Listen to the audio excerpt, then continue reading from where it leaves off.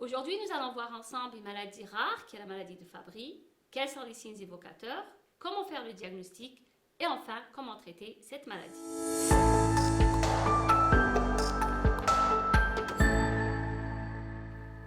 Professeur Hind Arzour Belamine, néphrologue au service de néphrologie dialyse transplantation CHU Mustapha d'Alger.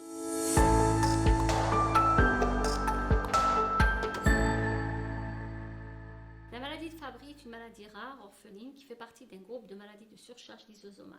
En termes de fréquence, elle est seconde après la maladie de Gaucher. Elle est due à un déficit enzymatique qui est l'alpha-galactosidase A, qui est en temps normal responsable de la dégradation d'un substrat, qui est le GB3, qui sera accumulé au niveau de toutes les cellules de l'organisme, qui fait d'elle une véritable maladie vasculaire multisystémique. Le mode de transmission est lié à l'X, c'est-à-dire que c'est la maman qui est porteuse du chromosome X malade, qui va le transmettre à 50% de ses descendants, garçons et filles, alors que l'homme hémizygote va transmettre son seul chromosome X malade à toutes ses filles sans qu'aucun garçon ne soit atteint.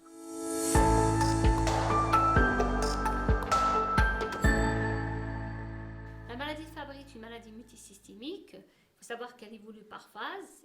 Dans les symptômes commencent très tôt dès l'enfance, marqués essentiellement par ces acroparesthésies, c'est des sensations de picotement, de brûlure ressenties au niveau des extrémités. L'examen clinique, on peut retrouver des taches assez spécifiques qu'on appelle les angiochératomes, c'est des taches rosées lenticulaires qui épousent souvent une topographie assez particulière en calçant, indolores, ne s'effacent pas la vitropression mais qui ne constituent pas un motif de consultation. Des troubles, notamment rénaux, on peut trouver des anomalies au niveau de la bandelette urinaire, c'est-à-dire une protéinurie, une insuffisance rénale inexpliquée par la perturbation du bilan rénal, des troubles cardiaques, une anomalie à l'ECG, troubles du rythme, troubles de la conduction. On peut trouver cette fameuse cardiomyopathie hypertrophique sans HTA, c'est-à-dire mis sur le compte d'une cardiomyopathie hypertrophique indéterminée. Mais aussi, il y a d'autres signes, c'est des malades qui souffrent, c'est-à-dire qui présentent une intolérance à l'effort, une intolérance à la chaleur, des troubles de la sudation, des troubles de l'audition, c'est-à-dire une surdité uni- ou bilatérale, des troubles notamment tels que digestifs, de douleurs abdominales, des alternances entre des constipations et des diarrhées, mais aussi des malades qui peuvent aussi présenter des accidents vasculaires, donc sans aucun facteur de risque, notamment l'hypertension, le diabète ou le tabac.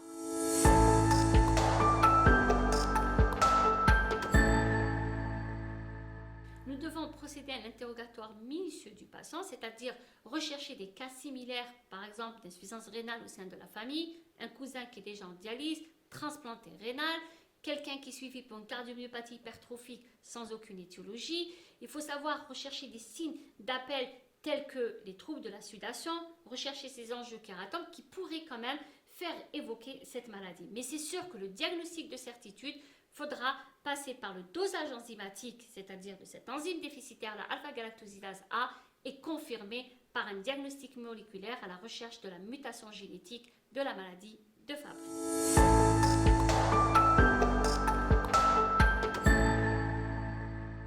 Le pronostic vital dans la maladie de Fabry est mis en jeu par l'atteinte cardiaque, cérébrale et rénale.